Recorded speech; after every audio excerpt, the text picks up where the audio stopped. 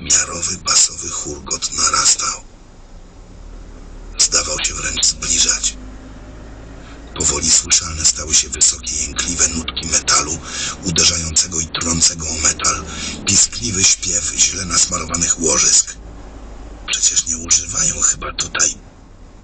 Pędzący na pełnej prędkości transporter opancerzony wyskoczył zza rogu, wykręcił dziki półpiruet pośrodku dawnej głównej ulicy i lawirując pomiędzy przeszkodami pomknął dalej. Popatrzyłem na to zjawisko z cywilizacyjnej przeszłości niczym zauroczony. Wehikuł, naszpikowany płonącymi wściekłą bielą reflektorami i lampami, wyglądał niczym sunąca po asfalcie gwiazda. Aż zmrużyłem i przysłoniłem dłonią oczy, kiedy machina przejechała nie dalej niż kilkadziesiąt metrów ode mnie, na krótką chwilę zalewając okolice potokami światła. Mają rozmach, skurwysyny. Mruknąłem z niedowierzaniem.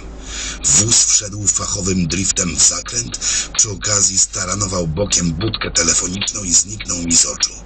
Przez chwilę długie, wyciągnięte cienie tańczyły jeszcze na ulicy, a potem został tylko oddalający się klangor gąsienic.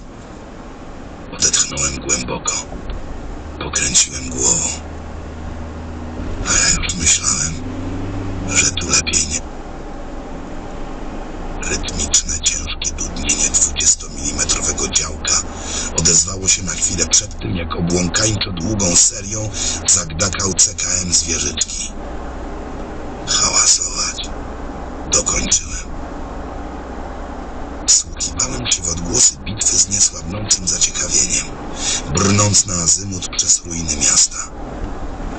Wrzaski i wycia demonów niosły się wysoko ponad dachami bloków, zagłuszane przez coraz to gęstszą palbę ze wszystkiego, co tylko miało jeszcze amunicję. Nie miałem wątpliwości, że byłem świadkiem dość spektakularnego i epickiego przybycia oddziału ciężkiej kawalerii na ratunek nieszczęśnikom, którzy odpalili racę. Detonował granat. Gdzieś nade mną posypała się resztka szyby z okna.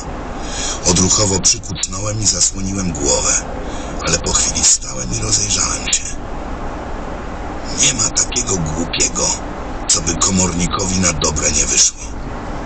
Skoro tam zadyma trwała w najlepsze, to była szansa, że całe lokalne tałatajstwo zbiegło się na hałas i światło. Morał dla mnie był prosty. Idziemy jak najdalej od epicentrum wydarzeń, korzystając z najwyraźniej wyczyszczonej drogi. Wyszedłem na główny prospekt miasta bohaterów. Nie do wiary, że wciąż jeszcze stały tu tablice pamiątkowe, od których wzięło ono swój obecny przydomek. Nazwy miejscowości i miast, imiona i nazwiska żołnierzy, którzy tak czy inaczej wsławili się w wojnie. Wojnie, która teraz nie znaczyła dokładnie nic, podobnie jak wszystkie wzloty i upadki człowieka. I pomyśleć, że z uporem godnym lepszej sprawy wierzyliśmy, że to my będziemy odpowiedzialni za koniec naszej cywilizacji. Ho, takiego wała. Kanonada powoli chyba cichła. Nie miałem nawet cienia wątpliwości, jak skończy się potyczka. Człowiek i jego maszyna w starciu z wysłannikami nie mieli najmniejszych szans. Gdy w końcu przebrzmiał ostatni wystrzał, uśmiechnąłem się tylko smutno. Poszło nawet szybciej niż przypuszczałem. A potem usłyszałem wycie silnika i churgot gąsienic. No nie. Pokręciłem głową. To niemożliwe. Jakim cudem ludzie, jakkolwiek wyszkoleni i wyekwipowani, mieliby odbić się hordzie stworów z rewersu? Nawet jeśli udało im się wyrwać z okrążenia, to przecież cała ta piekielna czereda goniła teraz za nimi. Będą musieli się ostro pośpieszyć do swej bazy, jeśli mają zamiar wyjść z tego cali i zdrowi. Przy okazji oczywiście nie zabłądzić w zaułkach, więc najrozsądniej będzie, jeśli wrócą tą samą drogą. O kurde. Splunąłem odruchowo na ziemię, prosto w świeży ślad gąsienicy. Dosłownie na chwilę przed tym, jak transporter wyskoczył z powrotem na główną ulicę i rycząc motorem, popędził prosto na mnie. Zgłupiałem.